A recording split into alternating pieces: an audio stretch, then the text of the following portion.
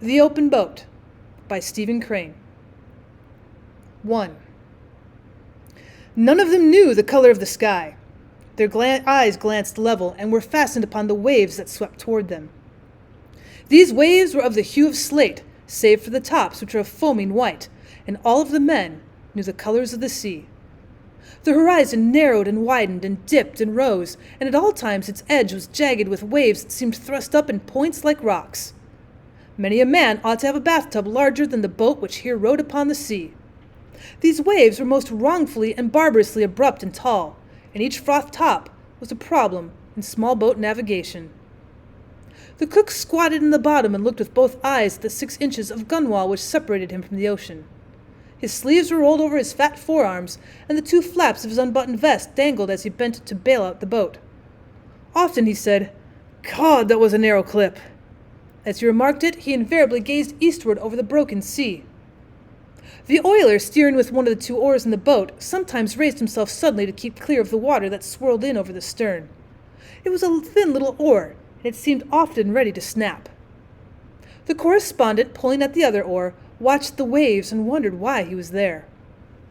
The injured captain, lying in the bow, was at this time buried in that profound dejection and indifference, which comes temporarily at least to even the bravest and most enduring, when willy-nilly the firm fails, and the army loses, and the ship goes down. The mind of the master of a vessel is rooted deep in the timbers of her, though he commanded for a day or a decade, and this captain had on him the stern impression of a scene in the grays of dawn of 7 turned faces, and later a stump of a topmast with a white ball on it that slashed to and fro at the waves, went lower and lower and down. Thereafter there was something strange in his voice. Although steady, it was deep with mourning, and of a quality beyond oration or tears. "Keep her a little more south, Billy," said he. "A little more south, sir," said the oiler in the stern. A seat in this boat was not unlike a seat upon a bunking bronco, and by the same token, a bronco is much smaller. The craft pranced and reared and plunged like an animal. As each wave came and she rose for it, she seemed like a horse making at a fence outrageously high. The manner of her scramble over these walls of water is a mystic thing, and moreover at the top of them were ordinarily these problems in white water, the foam racing down the summit of each wave, requiring a new leap, and a leap from the air. Then after scornfully bumping her crest, she would slide and race and splash down a long incline, and arrive bobbing and nodding in front of the next menace. A singular disadvantage of the sea lies in the fact that after successfully surmounting one wave, you discover there is another behind it just as important, and just as nervously anxious to do something effective in the way of swamping boats. In a 10-foot dinghy, one can get an idea of the resources of the sea in the line of waves that is not probable to the average experience which is never at sea in a dinghy. As each slaty wall of water approached, it shut all else out from the view of the men in the boat, and it was not difficult to imagine that this particular wave was the final outburst of the ocean, the last effort of the grim water. There was a terrible grace in the move of the waves, and they came in silence, save for the snarling of the crests. In the wan light, the faces of the men must have been gray. Their eyes must have glinted in strange ways as they gazed steadily astern. Viewed from a balcony, the whole thing would doubtless have been weirdly picturesque. But the men in the boat had no time to see it, and if they had leisure time, there were other things to occupy their minds. The sun swung steadily up in the sky, and they knew it was a broad day because of the color of the sea changed from slate to emerald green, streaked with amber lights, and the foam was like tumbling snow. The process of the breaking day was unknown to them. They were aware only of this effect upon the color of the waves that rolled towards them. In disjointed sentences, the cook and the correspondent argued as to the difference between a life-saving station and a house of refuge. The cook had said, "There's a house of refuge just north of the Mosquito Inlet light, and as soon as they see us, they'll come off in their boat, and they'll pick us up." "As soon as who sees us?" said the correspondent. "The crew," said the cook. "Well, houses of refuge don't have crews," said the correspondent. "As I understand them, they're only places where clothes and grub are stored for the benefit of shipwrecked people. They don't carry crews." "Oh, yes, they do," said the cook. "No, they don't," said the correspondent. "Well, we're not there yet anyhow," said the oiler in the stern. "Well," said the cook, Perhaps not a house of refuge that I'm thinking of as being your Mosquito Inlet light. Perhaps it's a life-saving station." "We're not there yet," said the oiler in the stern. 2.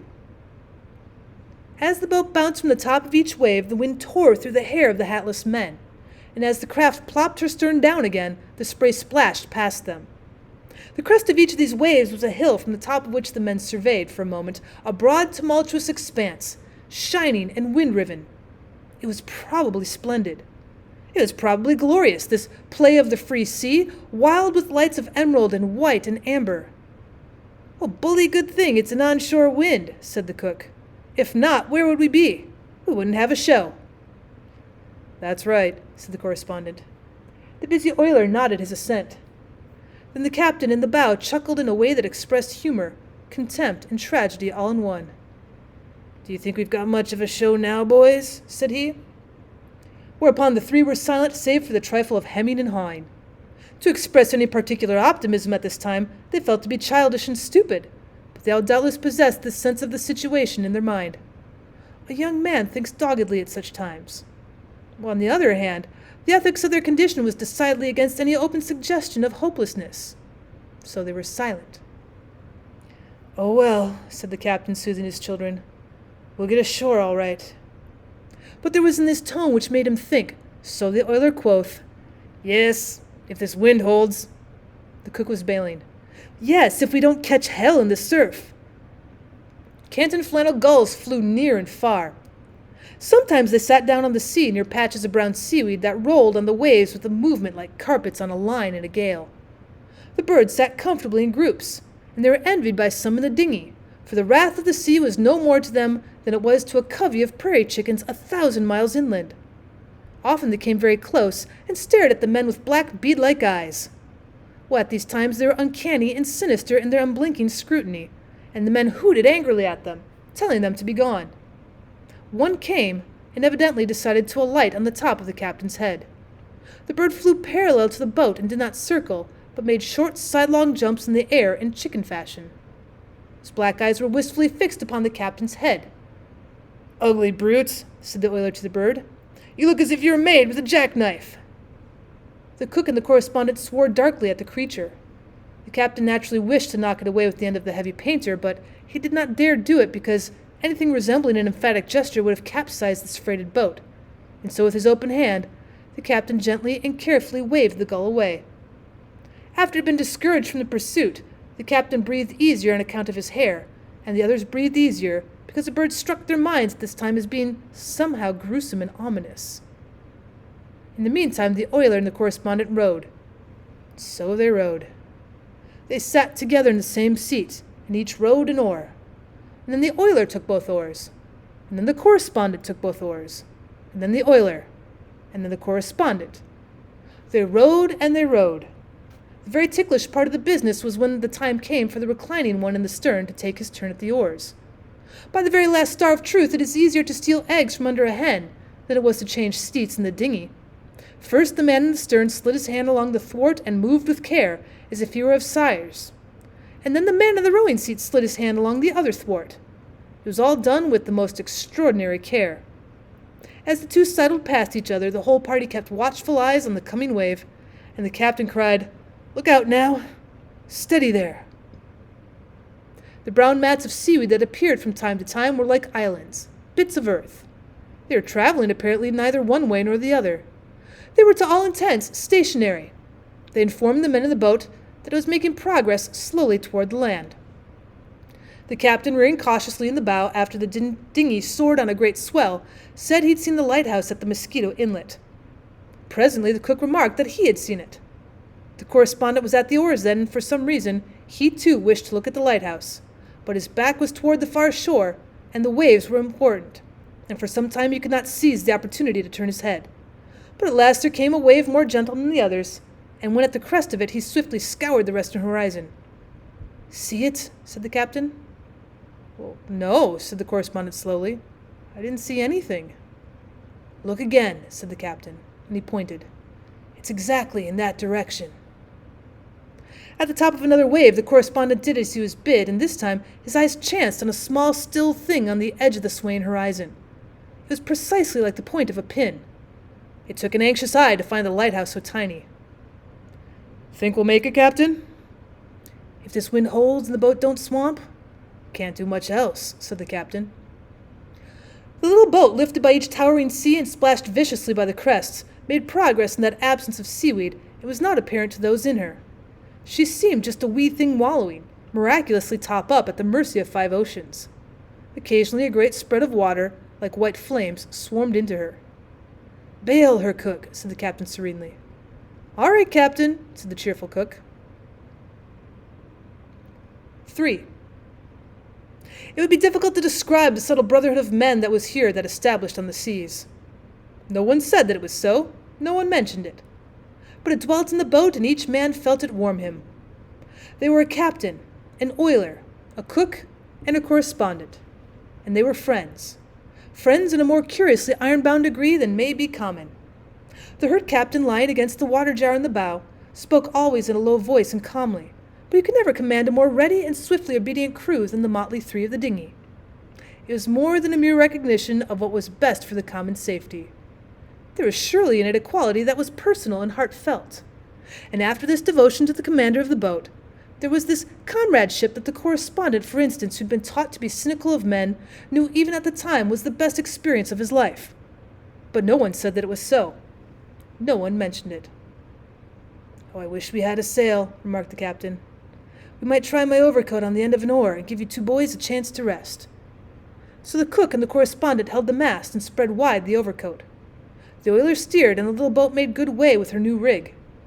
Sometimes the oiler had to scull sharply to keep a sea from breaking into the boat, but otherwise, sailing was a success. Meanwhile, the lighthouse had kept growing slowly larger. It had now almost assumed color and appeared like a little gray shadow on the sky. The man at the oars could not be prevented from turning his head rather often to try for a glimpse of this little gray shadow. At last, from the top of each wave, the men in the tossing boat could see land. Even as the lighthouse was an upright shadow on the sky, this land seemed to be but a long black shadow on the sea. It certainly was thinner than paper. "We must be about opposite New Smyrna," said the cook, who'd coasted this shore often in schooners. "Captain, by the way, I believe they abandoned that life-saving station there about a year ago." "Did they?" said the captain. The wind slowly died away. The cook and the correspondent were not now obliged to slave in order to hold high the oar, but the waves continued their old impetuous swooping at the dinghy, and the little craft, no longer under way, struggled woundily over them. The oiler or the correspondent took the oars again. Shipwrecks are props of nothing. If men could only train for them and have them occur when the men had reached their pink condition, there'd be less drowning at sea. Of the 4 in the dinghy, none had slept any time worth mentioning for 2 days and 2 nights previous to embarking in the dinghy, and in the excitement of clambering about the deck of a foundering ship, they'd also forgotten to eat heartily. For these reasons and for others, neither the oiler nor the correspondent was fond of rowing at this time. The correspondent wondered ingeniously how, in the name of all that was sane, there could be people who thought it amusing to row a boat. It was not an amusement. It was a diabolical punishment, and even a genius of mental aberrations could never conclude that it was anything but a horror to the muscles and a crime against the back. He mentioned to the boat in general how the amusement of rowing struck him, and the weary-faced oiler smiled in full sympathy. Previously to the foundering, by the way, the oiler had worked double watch in the engine-room of a ship. "Take her easy now, boys," said the captain. "Don't spend yourselves. If we have to run a surf, you'll need all your strength, because we'll be sure to have to swim for it. Take your time." Slowly their land arose from the sea. From a black line it became a line of black and a line of white, trees and sand. Finally the captain said that he could make out a house on the shore. "Well, that's a house of refuge, sure," said the cook. "They'll see us before long and come out after us." The distant lighthouse reared high. "Well, the keeper ought to be able to make us out now if he's looking through a glass," said the captain. "He'll notify the life-saving people." "None of those other boats could have gotten ashore to give word of the wreck," said the oiler in a low voice. "Else the lifeboat would be out hunting us." Slowly and beautifully the land loomed out of the sea. The wind came again. It had veered from the northeast to the southeast. Finally a new sound struck the ears of the men in the boat. It was the low thunder of the surf on the shore. "We'll never be able to make the lighthouse now," said the captain. "Swing her ahead a little more north, Billy," said he. "A little more north, sir," said the oiler. whereupon the little boat turned her nose once more down the wind, and all but the oarsmen watched the shore grow.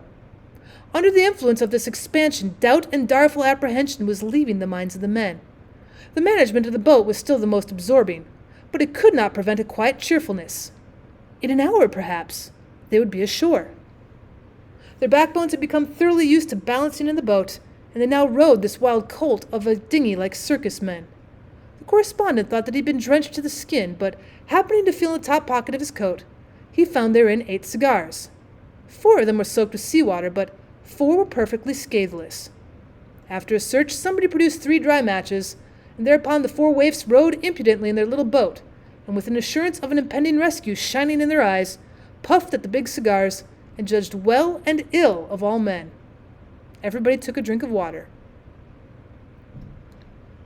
4. "Cook," remarked the captain, "there don't seem to be any signs of life about your house of refuge." "No," replied the cook. "Funny they don't see us." A broad stretch of lowly coast lay before the eyes of the men. It was of dunes topped with dark vegetation. The roar of the surf was plain, and sometimes they could see the white lip of a wave as it spun up the beach. A tiny house was blocked out black upon the sky. Southward the slim lighthouse lifted its little gray length. Tide, wind, and waves were swinging the dinghy northward. "Well, funny they don't see us," said the men. The surf's roar was here dulled, but its tone was nevertheless thunderous and mighty. As the boat swam over the great rollers, the men sat listening to this roar. "Well, we'll swamp sure," said everybody. It's fair to say here that there was not a life-saving station within 20 miles in either direction, but the men did not know this fact, and in consequence they made dark and opprobrious marks concerning the eyesight of the nation's life-savers. 4 scowling men sat in the dinghy and surpassed records in the invention of epithets. "Well, it's funny they don't see us." The lightheartedness of a former time had completely faded. To their sharpened minds it was easy to conjure pictures of all kinds of incompetency and blindness, and indeed cowardice. There was the shore of the populous land, and it was bitter and bitter to them that from it came no sign. "Well," said the captain ultimately, "I suppose we'll have to make a try for ourselves. If we stay out here too long, we'll none of us have strength left to swim after the boat swamps." And so the oiler who was at the oars turned the boat straight for the shore. There was a sudden tightening of muscle. There was some thinking. "If we don't all get ashore," said the captain, "if we don't all get ashore, I suppose you fellows know where to send news of my finish." They then briefly exchanged some addresses and admonitions. As for the reflections of the men, there was a great deal of rage in them. Perchance they might be formulated thus: "If I'm going to be drowned, if I'm going to be drowned? Well, if I'm going to be drowned, why in the name of 7 mad gods who rule the sea was I allowed to come thus far and contemplate sand and trees? Was I brought here merely to have my nose dragged away as I was about to nibble the sacred cheese of life? Well, it's preposterous. If this old ninny woman Fate cannot do better than this, she should be deprived of the management of men's fortunes. She's an old hen who knows not her intention. If she's decided to drown me, why did she not do it in the beginning and save me all this trouble? Well, the whole affair is absurd. But no, she cannot mean to drown me. She dare not drown me. She cannot drown me, not after all this work." Afterwards the men might have had an impulse to shake his fist at the clouds. "Just you drown me now, and then hear what I call you." The billows that came at this time were more formidable. They seemed always just about to break and roll over the little boat in a turmoil of foam. There was a preparatory and long growl in the speech of them. No mind unused to the sea would have concluded that the dinghy could ascend these sheer heights in time. The shore was still afar. The oiler was a wily surfman. "Boys," he said swiftly, "she won't live 3 minutes more, and we're too far out to swim. Shall I take her to sea again, Captain?" "Yes, go ahead," said the captain. This oiler, by a series of quick miracles and fast and steady oarsmanship, turned the boat in the middle of the surf and took her to safely to sea again. There was a considerable silence as the boat bumped up over the furrowed sea to deeper water. And then somebody in gloom spoke. "Well, anyhow, they must have seen us from the shore by now." The gulls went in slanting flight up the wind towards the gray, desolate east. A squall marked by dingy clouds, and clouds brick red like smoke from a burning building, appeared from the southeast. "What do you think of those life-saving people? Ain't they peaches?" "Well, it's funny they haven't seen us." "Maybe they think we're out here for sport. Maybe they think we're fishing." Maybe they think we're damn fools. It was a long afternoon. A changed tide tried to force them southward, but the wind and waves said northward. Far ahead, where the coastline, sea, and sky formed their mighty angle, there were little dots which seemed to indicate a city on the shore. St. Augustine? The captain shook his head. No, we're too near Mosquito Inlet. And the Oiler Road, and the Correspondent Road, and then the Oiler Road. It was a weary business. The human back can become a seat of more aches and pains than are registered in books for the composite anatomy of a regiment. It is a limited area, but it can become the theater of innumerable muscular conflicts, tangles, wrenches, knots, and other comforts. Did you ever like to row, Billy? Asked the correspondent. No, said the oiler. Hang it. When one exchanged the rowing seat for a place in the bottom of the boat, he suffered a bodily depression that caused him to be careless of everything save an obligation to wiggle one finger. There was cold sea water swashing to and fro in the boat, and he lay in it. His head, pillowed on a thwart, was within an inch of the swirl of a wave crest, and sometimes a particularly obstreperous sea came inboard and drenched him once more. But these matters did not annoy him. It is almost certain that if the boat had capsized, he would tumbled comfortably out upon the ocean, as if he felt sure that it was a great soft mattress. Look! There's a man on the shore! Where? There! See him? Do you see him? Well, yes, sure, he's walking along. Now he's stopped. Look, he's facing us. He's waving at us. So he is, by thunder! Ah, now we're all right. Now we're all right. There'll be a boat out here for us in a half an hour. Well, he's going on. He's running. He's going up to that house there. The remote beach seemed lower than the sea, and it required a searching glance to discern the little black figure. The captain saw a floating stick, and they rowed to it. A bath towel was by some weird chance in the boat, and, tying this on the stick, the captain waved it. The oarsman did not dare turn his head, so he was obliged to ask questions. What's he doing now? He's standing still again. He's looking, I think. Oh, there he goes again, toward the house. And now he's stopped again. Is he waving at us? No, not now, but he was, though. Look, there comes another man. He's running. Well, look at him go, would you? Why, he's on a bicycle. And now he's met the other man. They're both waving at us. Look. There comes something up the beach. Well, what the devil is that thing? Why, it looks like a boat. Why, it certainly is a boat. No, but it's on wheels.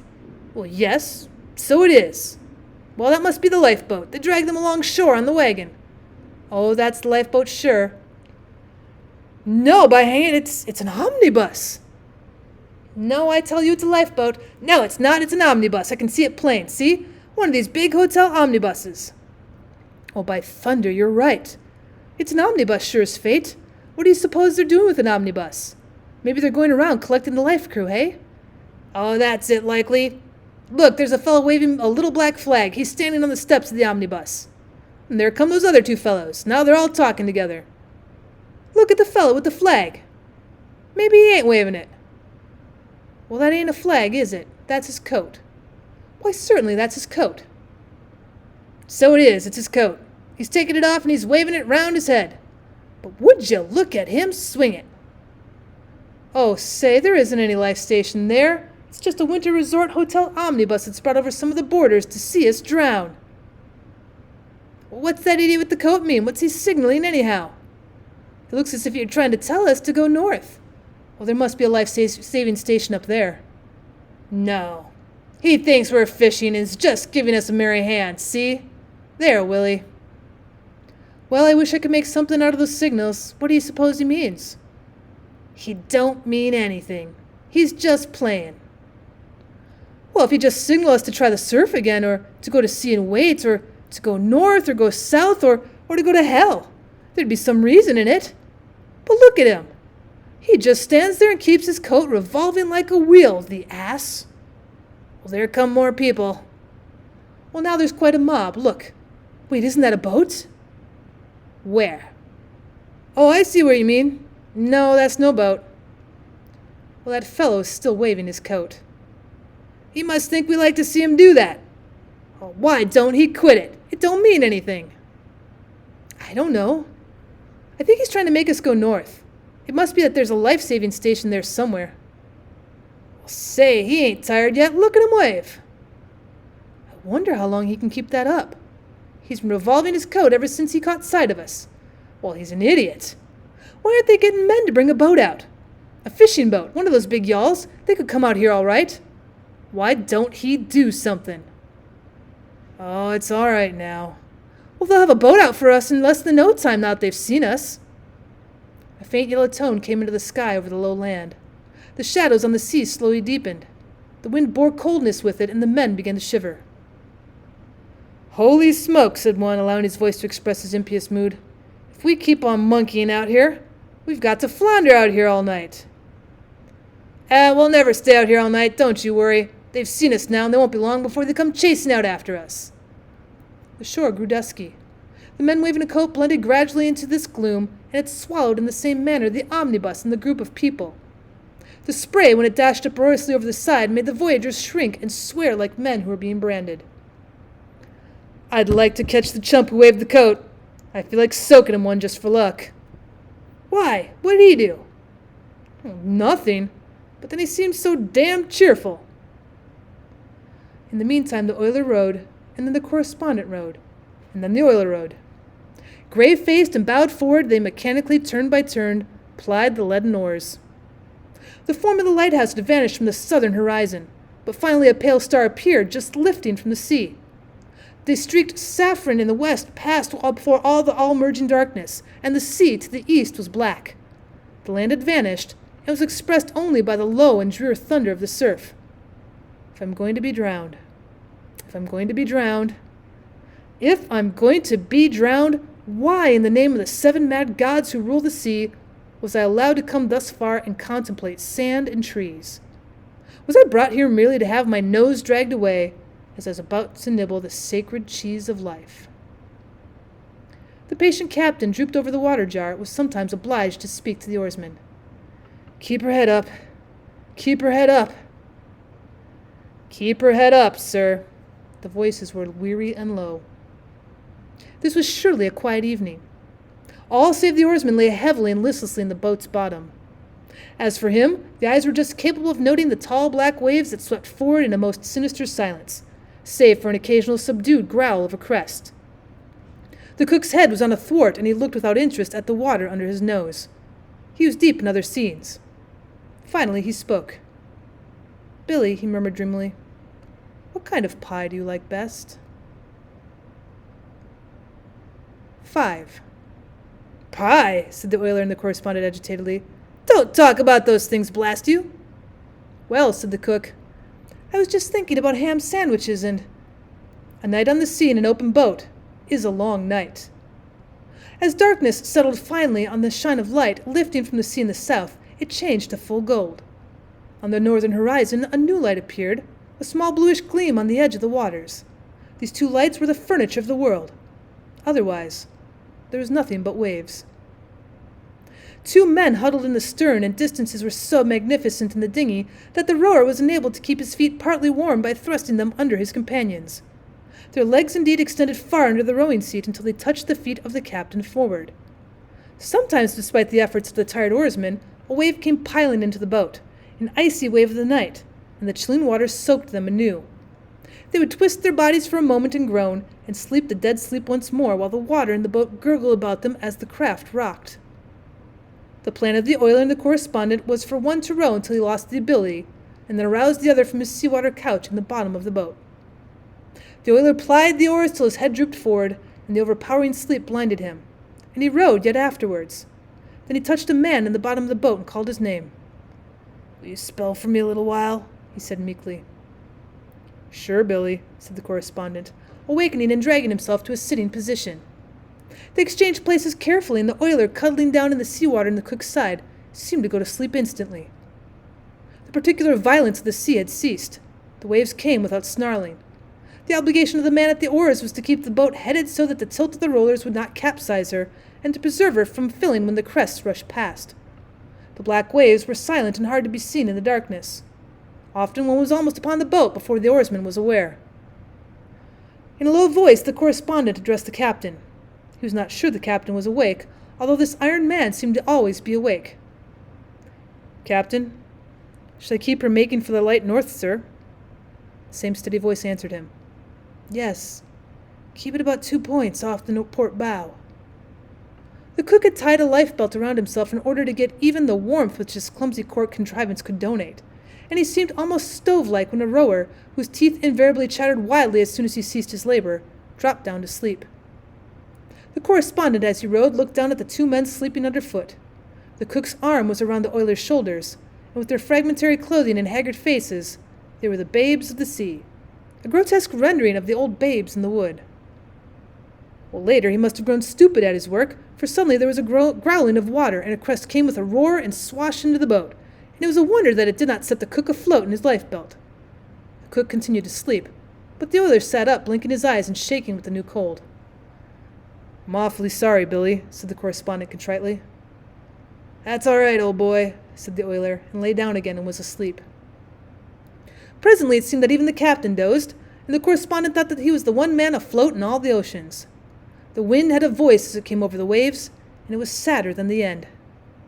There was a long, loud swishing astern of the boat, and the gleaming trail of phosphorescence like blue flame was furrowed on the black waters.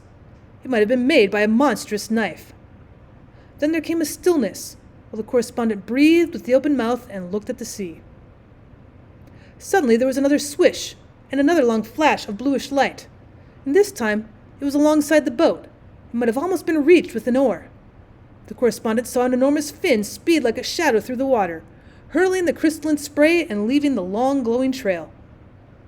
The correspondent looked over his shoulder at the captain. His face was hidden and he seemed to be asleep. He looked at the babes of the sea. Well, they certainly were asleep. So, being bereft of sympathy, he leaned a little way to one side and swore softly into the sea. But the thing did not then leave the vicinity of the boat. Ahead or astern, on one side or the other, at intervals long or short, fled the long sparkling streak, and there was to be heard the whirroo of a dark fin. The speed and power of the thing was greatly to be admired. It cut the water like a gigantic and keen projectile. Well, the presence of this biting thing did not affect the man with the same horror that it would if he'd been a picnicker. He simply looked at the sea dully and swore in an undertone. Nevertheless, it is true that he did not wish to be alone. He wished one of his companions to awaken by chance and keep him company with it. But the captain hung motionless over the water jar, and the oiler and the cook in the bottom of the boat were plunged in slumber. 6.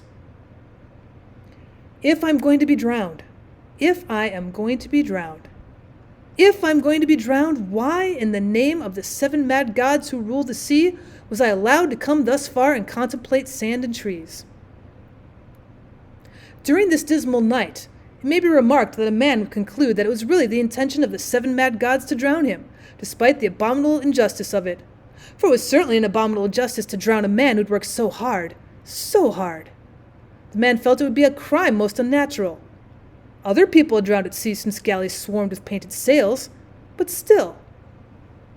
When it occurs to a man that nature does not regard him as important, and that she feels she would not maim the universe by disposing of him, he at first wishes to throw bricks at the temple, and he hates deeply the fact that there are no bricks and no temples.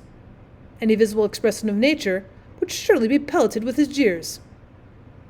Then if there is to be no tangible thing to hoot, he feels perhaps the desire to confront a personification and indulge in pleas, bowed to one knee, and with hands supplicant, saying, "Well, yes, but I love myself." A high cold star on a winter's night is the word he feels that she says to him. Thereafter he knows the pathos of his situation. The men in the dinghy had not discussed these matters, but each had no doubt reflected upon them in silence and according to his mind. There was seldom any expression upon their faces, save the general one of complete weariness. Speech was devoted to the business of the boat. To chime the boat's notes of his emotion, a verse mysteriously entered the correspondent's head. He had even forgotten that he'd forgotten this verse, but it suddenly was in his mind. A soldier of the Legion lay dying in Algiers. There was a lack of woman's nursing. There was dearth of woman's tears.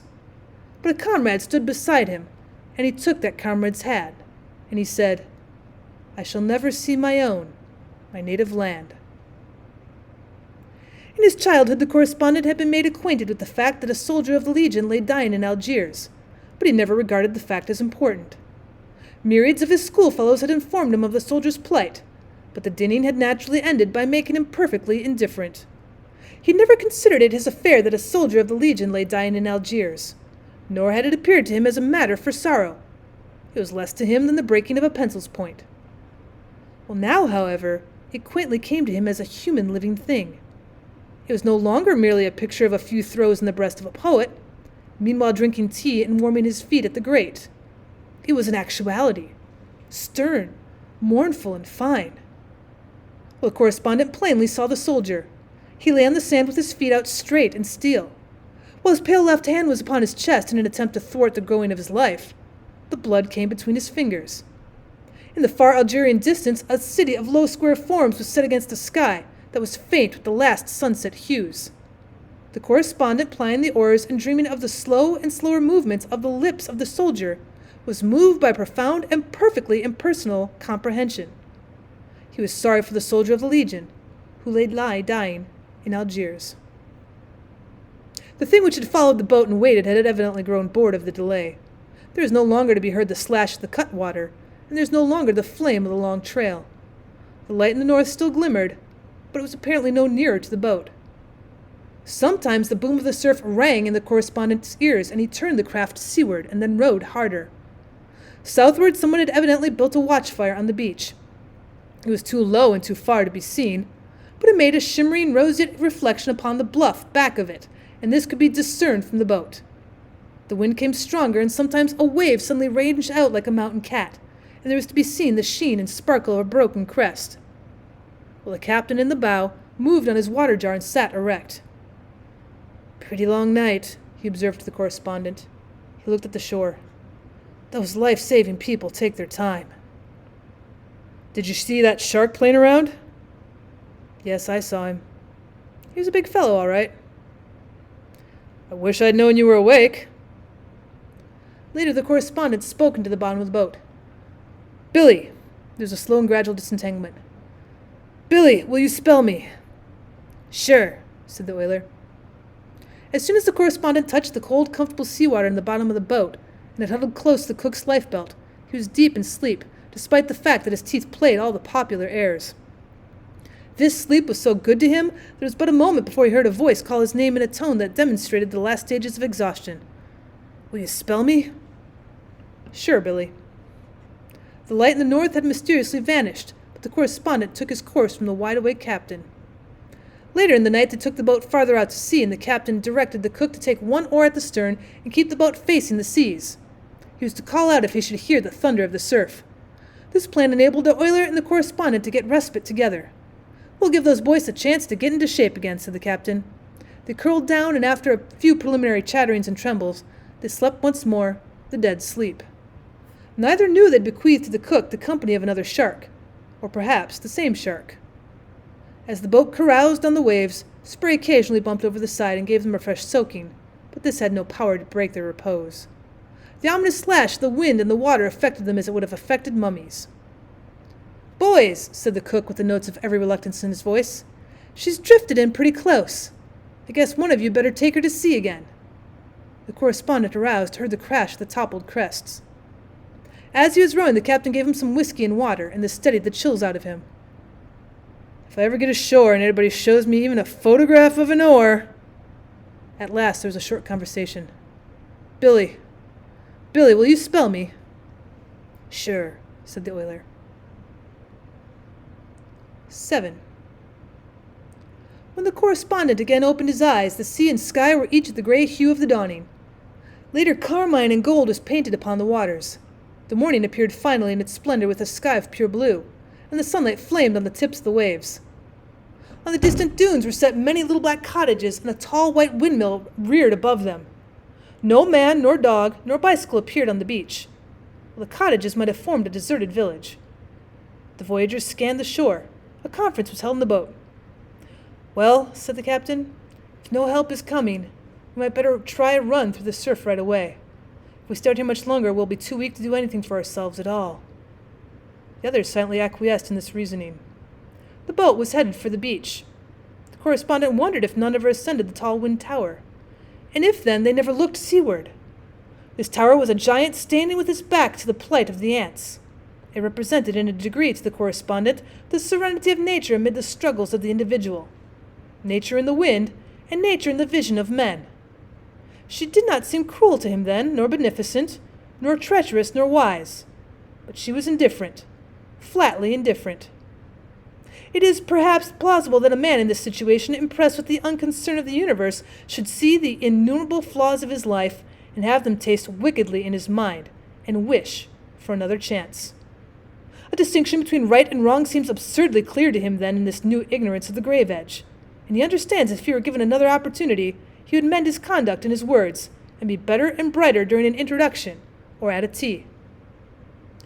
"Now, boys," said the captain, "she's going to swamp, sure. All we can do is to work her in as far as possible, and then when she swamps, pile out and scramble for the beach. Keep cool now, and don't jump till she swamps, sure." The oiler took the oars. Over his shoulders he scanned the surf. "Captain," he said, "I think I'd better bring her about and keep her head on to the seas and back her in." "All right, Billy," said the captain. "Back her in." The oiler swung the boat then, and then seated in the stern, the cook and the correspondent were obliged to look over their shoulders to contemplate the lonely and indifferent shore. The monstrous inshore rollers heaved the boat high until the men were again enabled to see the white sheets of water scuttling up the slanted beach. "We won't get in very close," said the captain. Each time a man could wrest his attention from the rollers, he turned his glance toward the shore, and in the expression of the eyes during this contemplation there was a singular quality. The correspondent, observing the others, knew that they were not afraid, but the full meaning of their glances was shrouded. Well, as for himself, he was too tired to grapple fundamentally with the fact. He tried to coerce his mind into thinking of it, but the mind was dominated at this time by the muscles, and the muscles said they did not care. It merely occurred to him that he should drown. It would be a shame. There were no hurried words and no pallor, no plain agitation. The men simply looked at the shore. "Now remember to get well clear of the boat when you jump," said the captain. Seaward the crest of a roller suddenly fell with a thunderous crash, and the long white comber came roaring down upon the boat. "Steady now," said the captain. The men were silent. They turned their eyes from the shore to the comber and waited. The boat slid up the incline, leaped at the furious top, bounced over it, and swung down the long back of the wave. Some water had been shipped, and the cook bailed it out. But the next crest crashed also.